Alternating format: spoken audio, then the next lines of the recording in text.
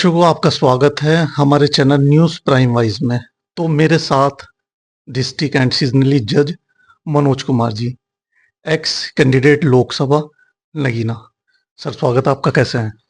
मैं बहुत अच्छा हूं और आपके चैनल को बहुत बहुत शुक्रिया और बहुत आभार। तो सर, एसआईआर को लेकर के जो है कहीं ना कहीं थोड़ी सी सियासत में हलचल तो है। लगातार जो है राष्ट्रीय अध्यक्ष सपा जी के बयान भी आ रहे हैं, बोल भी रहे हैं। अभी डिस्ट्रिक्ट बिजनौर में एक डेथ हुई है, उसमें जो है कुछ जो है सहायता भी की है। तो सियासत कहीं ना कहीं थोड़ी जो है गर्मा रही है एसआईआर को लेकर के। कितने सेटिस्फाई हैं आप? जो special intensive revision election commission of India ने निर्धारित की है, वो मुझे लगता है कि बहुत अनप्लैंड वे में, बिना बीएलओस को ट्रेनिंग दिए हुए, उनके ऊपर, चाहे वो सरकारी कर्मचारी हो चाहे अर्ध सरकारी कर्मचारी हो, इतना ज्यादा लोड है उनके ऊपर। और ये चूंकि डिजिटलाइज की जा रही है, सारी चीजें ऐप के माध्यम से की जा रही हैं, तो उनका कलेक्शन पर बूथ पे कलेक्ट करना, इंफॉर्मेशंस को गैदरिंग करना, और जो खास करके रूरल सेक्टर्स में जो लोग हैं, ग्रामीण अंचलों में, ग्रामीण क्षेत्रों में, वो अपने दस्तावेजों के प्रति उतने जागरूक नहीं है या उस तरीके की दस्तावेज उनको मिल भी नहीं पा रहे हैं। कई जगहों से ये भी शिकायतें आ रही हैं कि जो आय प्रमाण पत्र हो, चाहे निवास प्रमाण पत्र हो, चाहे जाति प्रमाण पत्र हो, या और अन्य डॉक्यूमेंट्स, क्योंकि अमूमन इस तरह के डॉक्यूमेंट्स कोई जो पुराने लोग हैं वो नहीं रखते। तो उनको एक आदेश के जरिए अपने वोटर लिस्ट में, मतदाता सूची में अपने आप को प्रस्तुत करना, अपना प्रमाण देना, लोगों के लिए कठिनाई का सबब है। और इलेक्शन कमीशन ऑफ इंडिया ने इसमें बहुत ही कम टाइम दिया, 4 दिसंबर तक था, फिर उसको 11 दिसंबर तक एक्सटेंड किया है। क्योंकि इतनी बड़ी आबादी है और इतने लाख लोगों का वोट बनना है, डुप्लीकेट वोट्स को इन लोगों को निकालना है, तो पूरी तैयारी के साथ नहीं आई है। कई जगह से कोऑपरेशंस बीएलओस के माध्यम से मिल भी रहे हैं, लेकिन कई जगहों पे बहुत दिक्कतें आ रही हैं।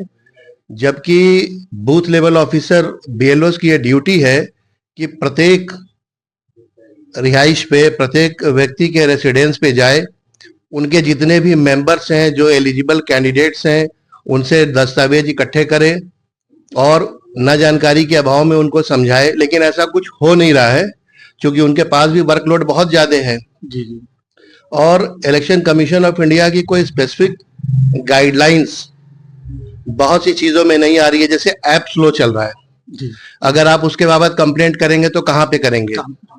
और जो खास करके जो लेस ट्रेंड लोग हैं, चूंकि कंप्यूटर अवेयर्ड या डिजिटल अवेयर्ड बीएलओस नहीं है, उनके कारण बहुत से आम लोगों को दिक्कतें आ रही हैं। समाजवादी पार्टी के राष्ट्रीय अध्यक्ष जी ने शुरू से लेकर आज तक बार बार कह रहे हैं वो कि जो वोट मतदाता के माध्यम से मतदाता को बनना है, क्योंकि वर्तमान में एक डर जो बिहार इलेक्शन में हुआ है, वो लोगों के दिल में घर करके बैठ गया है। बहुत से लोगों के वोट कटे, डुप्लीकेट वोट्स के बाबत कोई भी सटीक कार्रवाई नहीं हुई और 65 लाख वोट कटे हैं। 2024 के लोकसभा इलेक्शंस में भी प्रत्येक जनपद में 1.5 से पौने 2 लाख वोट कटे हैं, डुप्लीकेट वोट्स हैं। शासन का क्या रुख है, इस पे क्या घालमेल है, वो डाटा को क्यों इस तरीके से इलेक्शन कमीशन ऑफ इंडिया को प्रस्तुत करता है, और इलेक्शन कमीशन ऑफ इंडिया जो अपने डाटा को रिलीज करता है अपने अधिकारियों के जरिए, वो कंप्लीट और मुकम्मल नहीं होती है। 2 चीजें सर आपने कही है यहाँ पर। एक तो ये कि 1 वीक एक्सटेंड किया गया, दूसरा आपने बिहार का एक जो है यहाँ पर जो है सबूत दिया।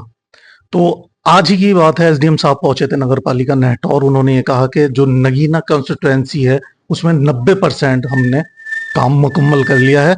और बड़ा बधाई दी भी लोगों भी। एक तरफ बधाई दी जा रही है, दूसरी तरफ आत्महत्याएं हो रही हैं। और जैसे कि आपने कहा कि कहीं ना कहीं फॉर्म फिलअप होने में ऑनलाइन में बहुत ज्यादा दिक्कत आ रही है। तो कितनी आपको ये जो है आज जो एसडीएम का बिल्कुल लेटेस्ट बयान है कि 90% वो नगीना लोकसभा में कर चुके हैं काम। एसडीएम साहब ये क्यों नहीं बता रहे हैं कि कितने का 90% हुआ है, और उनको पुराना डाटा क्यों नहीं दे रहे हैं कि 2022 का जो इलेक्शन हुआ था उसकी जो मतदाता सूची बनी हुई थी, शुद्ध मतदाता सूची कितनी थी, कितने वोटर डुप्लीकेट थे और आज की वर्तमान स्थिति है, ये 90% का एक डाटा पब्लिक प्लेस में देना, ये कहाँ से सुनिश्चित कर रहे हैं वो? और जो पीछे में 1.5 से पौने 2 लाख जनपद बिजनौर के डुप्लीकेट वोट्स बने थे, उसके बाबत क्या कह पा रहे हैं वो? तो इस तरह के डाटा से वो अपने कार्यों को संतुष्ट तो कर सकते हैं। रही बात की बीएलओस की आत्महत्या की, क्योंकि वो लेस डिजिटल है, डिजिटल युग में उनको जानकारी नहीं है। बहुत से आंगनवाड़ी की आंगनवाड़ी से सेवारत हैं, सेवा में है, और टीचर्स हैं जो कंप्यूटर या मोबाइल या ऐप के जरिए बहुत जानकारी नहीं है, उनको इलेक्शन कमीशन ने कोई मुकम्मल ट्रेनिंग इस बाबत नहीं दी है। बिल्कुल। तो सर, चूंकि अभी हमने देखा है बिहार चुनाव हो चुके हैं और कहीं ना कहीं उसकी हलचल उत्तर प्रदेश में देखी जा रही है। असदुद्दीन ओवैसी आज शायद जो है ये कह लीजिए समीकरण को बिगाड़ने में बहुत आसान काम वो उनके जरिए हो सकता है। आगे क्या रीजन है साथ लेकर के? अक्सर लोगों का ये सवाल होता है कि फिर क्यों नहीं लिया जाता साथ ना लेने की क्या वजह है, और क्या हम 27 में जो है अवैसी को साथ देख पाएंगे सपा के? देखिए, ये कहना कि मुस्लिम वोटर जी किसी नेता के साथ पर्टिकुलर है, किसी पार्टी के साथ है, ये कहना सही नहीं होगा किसी भी कम्युनिटी के लिए, किसी भी कास्ट के लिए। हाँ, उनका रुझान उन सब इश्यूज पे रहता है जो मुस्लिम समाज के आसपास रहता है, लेकिन भारत के लोकतंत्र में सभी मतदाता, चाहे वो किसी भी जाति और धर्म का है, उसका वो रहनुमाई करता है अपने प्रतिनिधित्व अपने राजनीतिक दल के माध्यम से। रही बात किसी एक पर्टिकुलर पार्टी की कि किसी में वो गठबंधन में आते हैं या नहीं आते हैं, ये राष्ट्रीय नेतृत्व को डिसाइड करना होता है। और बिहार के चुनाव से लोगों ने एक सबक सीखा है कि जो लोग वोट बनवाने में बहुत रुचि नहीं दिखाते थे, उस चुनाव से एक सबक जरूर मिला है कि ज्यादा से ज्यादा लोग भय के कारण, लोगों को ग्रामीण क्षेत्रों में हम लोग जा रहे हैं लगातार, वहां से एक मैसेज है खास करके ग्रामीण महिलाओं को, जो लोग पढ़ लिख नहीं पाए अवसर ना मिलने के कारण, उनके अंदर भय है कि अगर मेरा वोटर मतदाता में अगर नाम नहीं आता है तो शायद हम लोग डिटेंशन सेंटर में भी जा सकते हैं। इस तरह के भय को election commission of India awareness program के जरिए करना चाहिए था, जो कि उसकी जिम्मेदारी थी। लेकिन इलेक्शन कमीशन ऑफ इंडिया इस समय सिर्फ सत्ता दल के साथ मिलकर काम कर रहा है, और जितनी भी शिकायतें विपक्ष के द्वारा की जा रही हैं, किसी भी पार्टी के द्वारा, उसका कोई भी मुकम्मल जवाब इलेक्शन कमीशन ऑफ इंडिया के पास ना तो अपने प्रेस कॉन्फ्रेंसेस के माध्यम से है और ना ही सुप्रीम कोर्ट में है। बिल्कुल, 2-3 चीजें आपने बिल्कुल ये सही कही है कि जो है वो अपडेट नहीं है और नॉलेज लेस हैं जो भी बीएलओ हैं वगैरह। मैं आपसे ये पता करना चाह रहा हूँ कि आईडी को लेकर भी बहुत ज्यादा हंगामा रहा कि योगेंद्र जी हैं और सुप्रीम कोर्ट का जजमेंट आया कि हाँ, आईडी के तौर पर आधार मान्य होगा। तो मैं आपसे ये पता करना चाह रहा हूँ सर कि ये पूरे उत्तर प्रदेश के लिए है या सिर्फ पर्टिकुलर बिहार के लिए है? आपने जैसा कहा कि 2-3 चीजें कमियां गिनाई हैं, मैं इसमें एक सवाल और जोड़ देता हूं, क्यों ना पार्टी स्तर पे और कहीं ना कहीं इसमें जो है पे आदमी को जो है रखकर काम लिया जाता और बेहतर होता। तो जरा सा ये बताएं इस तरफ। देखिए, संसदीय लोकतंत्र में इलेक्शन कमीशन ऑफ इंडिया की ये ड्यूटी है, इसीलिए ये संवैधानिक संस्था निर्मित की गई है कि भारत के नागरिक का वोट सुरक्षित हो। उसके लिए फ्री, फेयर और ट्रांसपेरेंट उसके बुनियादी सिद्धांत हैं। क्योंकि भारतीय जनता पार्टी वर्ष 2014 के बाद से जब से सत्ता में आई है, चाहे वो नोटबंदी का मामला हो, चाहे वो कोरोना का मामला हो, वो पूरी तरीके से विफल रही है। और आप डे टू डे 2 दिन, 4 दिन, 5 दिन, 1 हफ्ते, 10 दिन, इस तरीके से ये लोग डेट को एक्सटेंड करते हैं। तो इससे मतलब प्राइमा फेसाइली ये चीज निकल के आती है कि इनका कोई भी जो प्लानिंग है, जो नीति बनाते हैं, वो आम आदमी के लिए, वो आम आदमी की परेशानी और वहां बैठ के नीति बनाने में बहुत सारे डिफरेंसेस हैं। उनको जरूरत है कि जब आप इस तरह का कोई नीति बना रहे हैं, कोई पॉलिसी बना रहे हैं, तो पॉलिटिकल पार्टीज से उनके विचार लिए जाए, उनसे डिस्कशन किए जाए ओपन मंचों पे, क्योंकि आप नागरिकों के अधिकार को सुरक्षित करते हैं। नागरिक तय करते हैं कि उस देश में शासन कैसा हो और किसका हो। लेकिन अगर मत गलत तरीके से कटेंगे, धोखे में कटेंगे, लालच में काटे जाएंगे, किसी के दबाव में काटे जाएंगे और पर्टिकुलर एक कम्युनिटी को टारगेट करेंगे, खास करके पीडीए समाज में मुस्लिम समाज और शेड्यूल कास्ट समाज को ये देखना पड़ रहा है, क्योंकि बहुत सारे लोग समान अवसर न होने की वजह से शिक्षित नहीं हो पाए और शिक्षा के अभाव में उनको जानकारी नहीं है।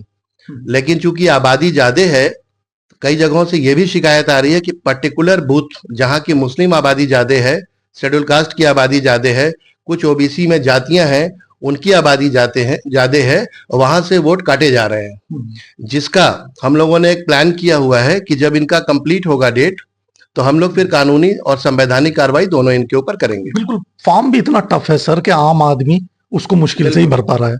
चलिए थोड़ी सी सियासत पे बात की जाए। पिछले कई वर्षों से या ये कह लीजिए पिछले 2 चुनावों से बहन जी बिल्कुल अंडरग्राउंड थी। लखनऊ में एक बहुत विशाल रैली की, दूसरी तरफ उसके चंद दिन बाद ही मुजफ्फरनगर में एक रैली होती है। किस रूप, क्या वाकई में जो है दलित वोट को भी जो है ध्रुवीकरण और बांटने की, डाइवर्ट करने की कोशिश की जा रही है? देखिए, जो वर्ष 2024 का चुनाव था, ये पूरी तरीके से संविधान के मानने वाले लोगों में और संविधान का विरोध करने वाले लोगों के बीच था। राष्ट्रीय अध्यक्ष जी ने संविधान को आगे किया और नतीजा उत्तर प्रदेश से बहुत बड़ा बदलाव दिखा। जो 400 पार का नारा लगा रहे थे, वो राष्ट्रीय अध्यक्ष जी की सूझबूझ से और उनके अपने विजन से गठबंधन ने 43 सीट्स यहाँ पे विन किया। कुछ सीटों पर दबाव में बेईमानी की गई, नहीं तो ये संख्या बढ़ सकती थी। और रही शेड्यूल कास्ट कम्युनिटी की बात, दलित समाज की बात, तो ये जो संख्या आई है, इतनी बड़ी संख्या, इसमें शेड्यूल कास्ट और दलित समाज का बहुत बड़ा योगदान है। बहुत बड़ा वोट शिफ्ट हुआ है और इसमें आने वाले समय में दलित समाज मजबूती से यह देख रहा है कि संविधान की बात कौन कर रहा है, संविधान से जो लाभ मिले हैं उनको, उनकी रक्षा कौन कर सकता है। इसलिए राष्ट्रीय अध्यक्ष जी को वो चारों तरफ से मजबूत कर रहा है और पूरा दलित समाज इस बात पर एकमत है कि इनको पूरे प्रदेश में सिर्फ और सिर्फ राष्ट्रीय अध्यक्ष जी अखिलेश यादव जी ही समाजवादी पार्टी के नेतृत्व में इनको पीछे धकेल सकते हैं। सर, इंडियन कॉन्स्टिट्यूट के तहत जो है ईसी भी उसके अंडर आता है, तमाम के तमाम विभाग उसके अंडर में आते हैं। क्या कहेंगे आपके चुनाव आचार संहिता के बावजूद योजना के नाम पर 10-10 हजार रुपए दिए गए, इस तरफ जो है राष्ट्रीय अध्यक्ष जी क्या प्लानिंग है, कैसे मतलब कैसे उन चीजों को रोक पाएंगे, कैसे कवर पर कर? संसदीय लोकतंत्र में ये बहुत ही शर्मनाक दिन है और इसकी चर्चा जब इतिहास में लिखी जाएगी तो लोकतंत्र के लिए और संवैधानिक संस्था इलेक्शन कमीशन ऑफ इंडिया के लिए शर्मनाक दिन होगा, क्योंकि जिस व्यवस्था से या जिस विचारधारा को भारतीय जनता पार्टी मानती है, उनके सिद्धांतों को फॉलो करती है, वो बराबरी में विश्वास नहीं करते, सांप्रदायिकता में विश्वास करते हैं, अन्याय, अत्याचार, महिला सुरक्षा दिन प्रतिदिन देख ही रहे हो आप, सामाजिक न्याय में उनका कोई विश्वास नहीं है और रुपये का दर आसपास के मुल्कों से कितना नीचे गिर गया है। तो जो सरकार है, भारतीय जनता पार्टी की सरकार, चाहे उत्तर प्रदेश में हो चाहे केंद्र की सरकार हो, ये पूरी तरीके से भारत के नागरिकों के लिए जो विकास होने चाहिए थे वो नहीं किए, बल्कि एक ही एजेंडा अपनी मानववादी और कॉरपोरेट मीडिया के साथ ये मिलकर पूरी तरीके से लोकतंत्र को कुचलने में लगी हुई है। और इसका प्रत्यक्ष प्रमाण के रूप में मैं ये उदाहरण दे सकता हूं आपको कि सुप्रीम कोर्ट के 4 न्यायाधीश दुहाई देते हैं कि लोकतंत्र खतरे में है। जिस तरह की व्यवस्था बन रही है, इंसानों के बीच में भेदभाव वाले जो सिद्धांत को फोर्सफुली कायम किए जा रहे हैं, पर्टिकुलर मुस्लिम कम्युनिटी को टारगेट किया जा रहा है, शेड्यूल कास्ट समाज के हक अधिकार छीने जा रहे हैं, एजुकेशनल राइट्स छीने जा रहे हैं, स्कॉलरशिप्स खत्म किए जा रहे हैं, प्राइवेट स्कूल्स में जो मोनोपोली को कैपिटलिज्म बढ़ाया जा रहा है। जो जब एजुकेशन ही नहीं दोगे आप, उत्तर प्रदेश में कई हजार स्कूल्स बंद कर दिए गए और कई हजार कच्ची और पक्की शराब की दुकानें खोली गई। तो आप कैसा समाज बनाना चाहते हो? अपना समाज क्या नशे पे आधारित समाज हो या ज्ञान पे आधारित समाज हो? और सरकार का दायित्व ये नहीं है कि किसी भी धर्म के लिए काम करे, लेकिन एक पर्टिकुलर एजेंडा के तहत आम आदमी को बुनियादी सुविधाओं से हटाने के लिए, क्योंकि उनको समाज में गैर बराबरी एन केन प्रकारेण लाना है, इसलिए इस व्यवस्था का निर्माण कर रहे हैं, जिससे आम आदमी बहुत ही परेशान और हताश है। सर, इकोनॉमी डाउन है, एक्सपोर्ट डाउन है, लघु उद्योग पूरा इफेक्टेड है, मजदूर कहीं ना कहीं मजदूरी तलाश कर रहा है। उसके बावजूद सर जो है बिहार हम देखते हैं, उत्तर प्रदेश देखते हैं, दिल्ली देखते हैं, क्या क्या रीजन है सर? सब कुछ जो है सुविधाएं लेस हैं और जो है पार्टी सत्ता में है। 2014 के बाद जो एक नया भारत आया है वो इलेक्ट्रॉनिक वोटिंग मशीन से आया है। ये तो इससे पहले भी था सर। इससे था, लेकिन टू द फुल एक्सटेंट जब ये वीवीपैट का जजमेंट आया। और कमाल की बात यह है कि पूरी दुनिया में जो लोकतांत्रिक चुनाव हैं वो बैलेट पेपर से है, लेकिन इस मुल्क में मशीन से चुनाव हो रही है। और कमाल की बात यह है कि इलेक्ट्रॉनिक वोटिंग मशीन आज तक उसके बारे में किसी को कोई पता नहीं है, कोई फॉर्मूला नहीं पता है। अगर इतना ही ये इनका मशीन और उपकरण सही होते तो इनको पेटेंट करा लेना चाहिए, जबकि आज तक इसका पेटेंट नहीं हुआ है। और जब से आप देखे होंगे, जब से मशीन का इस्तेमाल हो रहा है, आम जनता ठगा हुआ महसूस करता है। इनकी रैलियों में, भारतीय जनता पार्टी की रैलियों में आपको भीड़ नहीं मिलती, जनता के बीच में अविश्वास है। दिन भर प्रायोजित हिंदू मुस्लिम टेलीविजन पे चल रहे हैं, सोशल मीडिया के माध्यम से चल रहे हैं, और इनके ट्रोलर्स जो है पेड ट्रोलर्स जो दिन भर इंसानों के, भारत के नागरिकों के बीच में सामाजिक विभाजन करने का काम करते हैं, उस तरह की चीजों को बढ़ाया जा रहा है।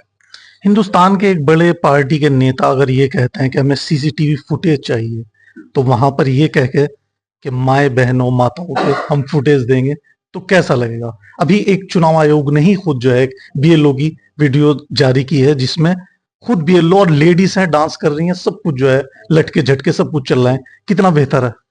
इलेक्शन कमीशन ऑफ इंडिया को इस बार उपाधि भी मिली है जी। और जनता के बीच में काफी इसकी विश्वसनीयता गिरी है।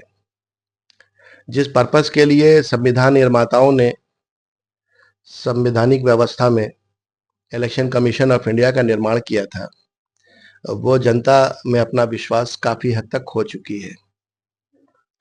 आम आदमी जिसको वोट का अधिकार था, वो अपने मत में कहीं ना कहीं से ठगा महसूस कर रहा है।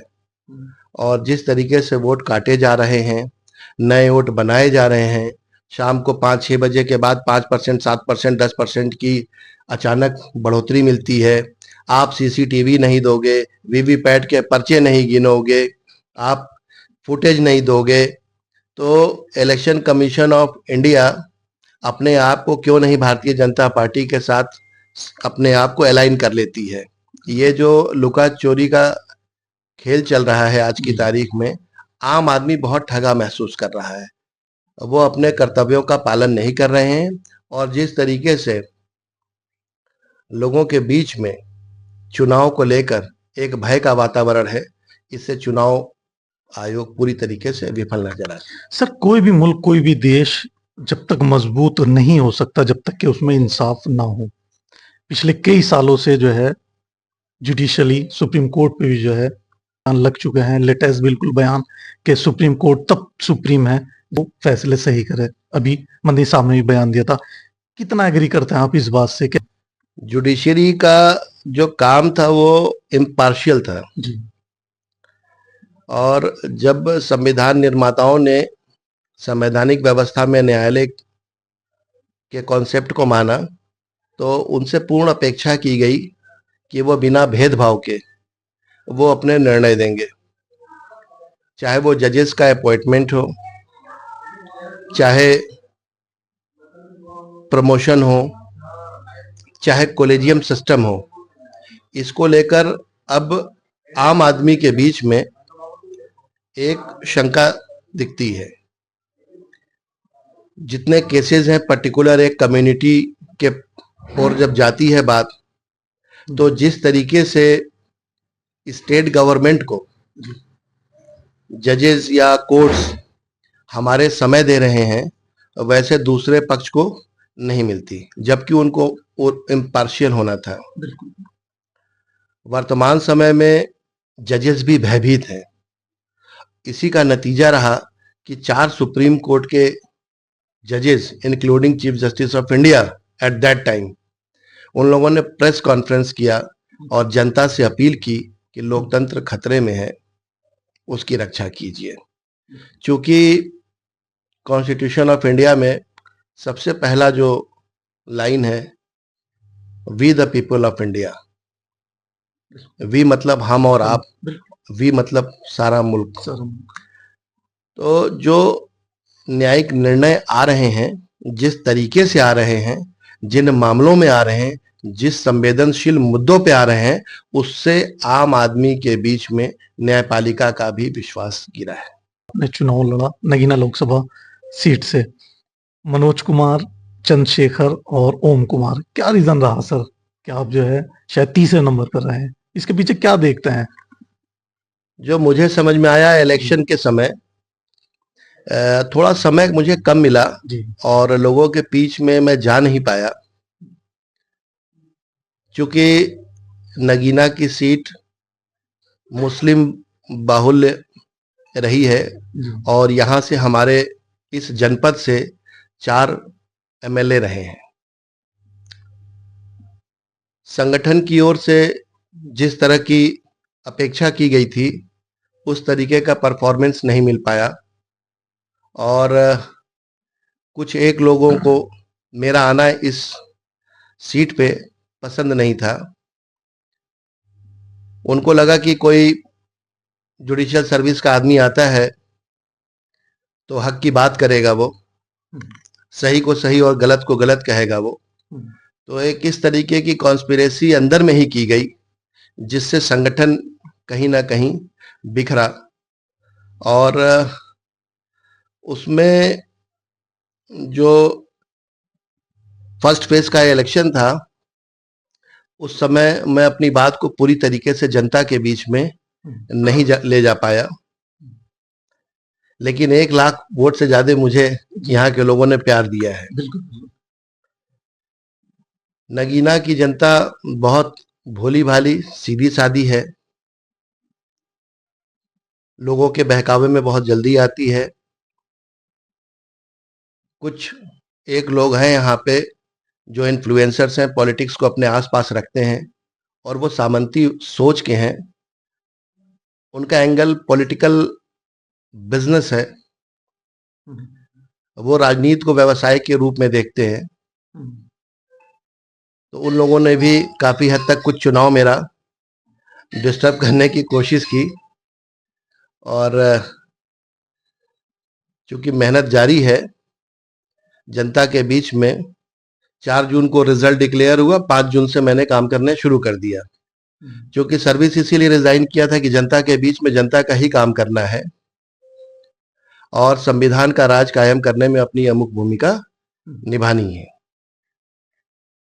आज वही हम लोग मिल के कर रहे हैं।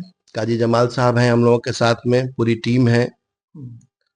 बहुत कम समय में बहुत अच्छा प्यार मिला लोगों से और लोगों को जब समझाया जा रहा है तो उनकी बात समझ में आ रही है। कुछ लोग खट्टे मीठे अनुभव के रूप में कहूंगा तो कुछ लोग ठगा भी महसूस कर रहे हैं और जो लोग नहीं चाहते थे कि यहाँ से समाजवादी पार्टी का रूप में मैं जीतूं, वो आज कहीं ना कहीं से बहुत हैरान और परेशान है। नहीं, ये बात तो सही है कि एक बिजनेसमैन और एक एडवोकेट और तीसरे नंबर पे थे जज। जज तीसरे नंबर पर आ गए और एडवोकेट ऊपर। चलिए, बहरहाल ये तो जनता जनार्दन है। तो सर, आने वाले वक्त में चंद्रशेखर आजाद अभी मुजफ्फरनगर में एक जो है विशाल जनसभा की है, क्या देखते हैं कितना इफेक्टेड रहेगा विधानसभा? मैंने आपको कहा कि जो दलित समाज है, शेड्यूल कास्ट कम्युनिटी खास कर 24 के चुनाव के बाद ये समझ गया है कि उसका अपना हित और अधिकार समाजवादी पार्टी में सुरक्षित है। हमारे राष्ट्रीय अध्यक्ष जी ने जनरल सीट्स पे भी शेड्यूल कास्ट कम्युनिटी के मेंबर्स को टिकट दिया और अयोध्या जैसी सीट भी हम लोग जीते हैं। शेड्यूल कास्ट कम्युनिटी डेडिकेटली उनके साथ जुड़ गया है और आप देखे होंगे जो 2022 का जो समय था और 2000 आने वाला 27 में एक बहुत बड़ा डिफरेंस दिख रहा है। शेड्यूल कास्ट कम्युनिटी के इंटेलेक्चुअल क्लास, चाहे वो सर्विस क्लास हो, चाहे वो बिजनेस क्लास हो, चाहे एकेडमिक वर्ग हो, वो समझ गए हैं कि हमारा हित सिर्फ और सिर्फ समाजवादी पार्टी में है, क्योंकि यही पार्टी उत्तर प्रदेश में संविधान का राज कायम कर सकती है। सर, सूत्र के हवाले से पता चला है कि आप कहीं ना कहीं नगीने से जो है इस बार चुनाव में रहेंगे। महालेडी पहले से ही जो है कहा जाता है कि मनोज कुमार जी, हम नाम आपके मनोज पारस जी, वो कहीं ना कहीं मजबूत रहेंगे, बेहतर रहेंगे और जज साहब को कहीं और से लड़ाया जाए, ये चर्चा में है। कितना सच है? ये तो सूत्र ही बताएंगे आपको कि कितना सच है। जो राष्ट्रीय अध्यक्ष जी का निर्णय होगा, मैं अपना जहां तक निजी समझता हूं, मैं एक अच्छी सर्विस से आया रिजाइन करके सोशल सेक्टर में, क्योंकि मेरा ऐसा मानना है कि भारत के संविधान से हम लोगों को बहुत कुछ मिला। सारे हक अधिकार संविधान से मिले और हम लोगों के सामने ही संविधान टूट रहा है और बिखर रहा है, छीना जा रहा है। तो पढ़े लिखे लोगों का दायित्व है कि वो फ्रंट पे आए और मैं पढ़ने लिखने वालों से अपील भी करता हूं प्रत्येक जगहों पे कि जब नीतियां तुम्हारी सदन से बनती हैं तो अनपढ़ और जो दूसरे इंटरेस्ट से आते हैं, जिनका बैकग्राउंड कोई एकेडमिक नहीं है, वो सदन में जाने से उनके क्या लाभ पहुंचेगा समाज को। अगर बाबा साहब अम्बेडकर एजुकेटेड नहीं होते तो शायद मैं यहाँ पे आपके सामने बैठ के माइक पे उत्तर आपका ना दे पाता। तो हम लोगों की नैतिक जिम्मेदारी बनती है, जितने पढ़े लिखे लोग हैं और खास करके वो लोग जिन्होंने संविधान से फल चखा है, सुख सुविधाएं लिया है, ये जो टाई और ये सब जो सूट बूट चल रहे हैं, ये सब सारे हक अधिकार मिले हैं, तो आप संविधान के साथ खड़े हो, संविधान को मजबूत करने के लिए खड़े हो, क्योंकि संविधान ही सब कुछ है। सारा कुछ इस मुल्क में जब तक संविधान है तभी तक है। और मैं एक बात आपको और शेयर करना चाहूंगा कि ये पीड़ा जो है मुस्लिम समाज कह रही है कि बहुत रूलिंग पार्टी की तरफ से दिक्कतें हो रही है। ये दिक्कतें हम लोग हजारों साल से सहे हैं। जो आप लोगों को दिक्कतें आ रही हैं, चाहे एजुकेशनल राइट्स हो, चाहे रिलीजियस राइट्स हो, चाहे कल्चरल राइट्स हो, वो हम लोग हजारों साल से हम लोग के इतिहास में वो दफन है।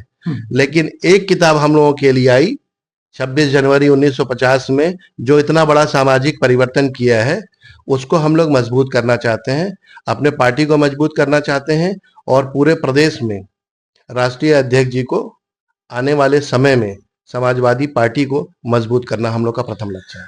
सर, बस आखिर में एक क्वेश्चन और चुके जाना है जज साहब को, टाइम बहुत ज्यादा हो गया है। सर, ईसी सत्ता पार्टी और उसके अलावा अंदरूनी चीजों से भी समाजवादी पार्टी को इस बार चुनाव एक नहीं बल्कि 4-5 लड़ने होंगे। इस तरफ जो है सुनने में ये आ रही है कि चंद्रशेखर और अवैसी की अभी से जो है कहीं ना कहीं गठबंधन की बातचीत चल रही है, सत्ता की प्लानिंग, ईसी वो साथ नहीं दे रहा। तो कितना आसान समझते हैं आने वाला चुनाव सपा के लिए?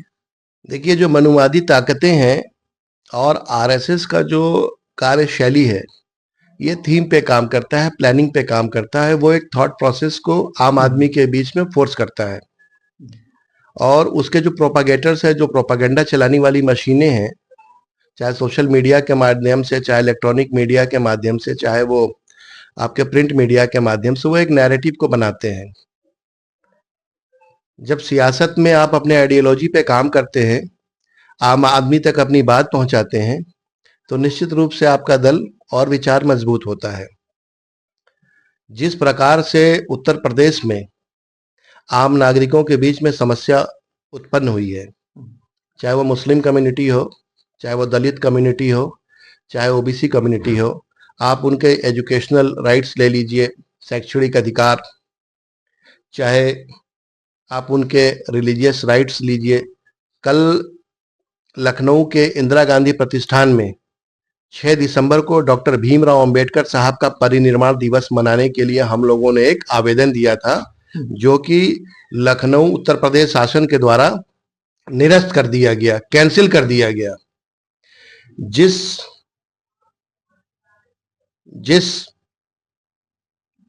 दिन के लिए, जो दिन दुनिया के और अन्य देशों में भी परिनिर्वाण दिवस मनाया जाएगा, उसको अपने ही मुल्क में, अपने ही प्रदेश में आप लखनऊ राजधानी में प्रोग्राम नहीं कर सकते। किस तरीके की व्यवस्था है ये आप समझ सकते हैं। तो जिस तरीके से ये लोग अपना काम किया, इन लोगों ने पैरों में गोलियां मारी जा रही हैं, फर्जी मुकदमे लगाए जा रहे हैं, पर्टिकुलर कम्युनिटी को टारगेट किया जा रहा है। इनके पास न शिक्षा का मामला है, न रोजगार का मामला है, न सामाजिक न्याय की बात करते ये, न आरक्षण की बात करते ये, न महिलाओं के पार्टिसिपेशन की बात करते ये। यह देश को रेट्रोस्पेक्टिव रेग्रेसिव पॉलिसीज की तरफ लेके जा रहे हैं। ये चाहते हैं कि 1950 की पहले की व्यवस्था बने इस मुल्क में, और जो पिरामिडिकल स्ट्रक्चर रही है सोसाइटी की, जो ये वाली व्यवस्था, ऊंच नीच वाली व्यवस्था को ये पूरी तरीके से एक डेलिकेट तरीके से लागू करना चाहते हैं। तो ये इस तरह का नैरेटिव बना रहे हैं कि ये उधर से आएंगे, ये उधर से आएंगे, वो उधर से आएंगे। ऐसा कुछ नहीं है, क्योंकि बहुत बड़ी आबादी समाजवादी पार्टी के साथ जुड़ गई है और उसको पूरा यकीन है अपने नेता पे कि सिर्फ और सिर्फ यही आज की तारीख में उत्तर प्रदेश में खास करके जो काउंटर चल रहा है, वो काउंटर बहुत बेहतरीन तरीके से कर सकती है।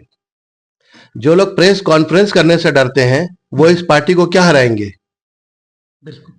मुझे लगता है कि भारत में शायद हमारे ही राष्ट्रीय अध्यक्ष जी ऐसे नेता हैं जो सबसे ज्यादा प्रेस कॉन्फ्रेंस करते हैं। तो दोस्तों, सवाल बहुत ज्यादा है, लेकिन टाइम हमारे पास कम है और जज साहब को भी जाना है। हाईकमान जो भी इनके हक में फैसला करे तो बेहतर होगा। और आप लोगों की शिकायत होती है कि बेहतर लोग, एजुकेटेड लोग नहीं आते। मैदान में है मनोज कुमार जी, जो भी जो है हाईकमान इनको जिम्मेदारी दे उसको बखूबी जो है ये निभाएंगे, और अभी भी लगे हुए हैं। तो ये था हमारी आज की रिपोर्ट जज साहब मनोज कुमार जी के साथ। आपको जय भीम, जय भारत, जय समाजवाद, जय लोकतंत्र।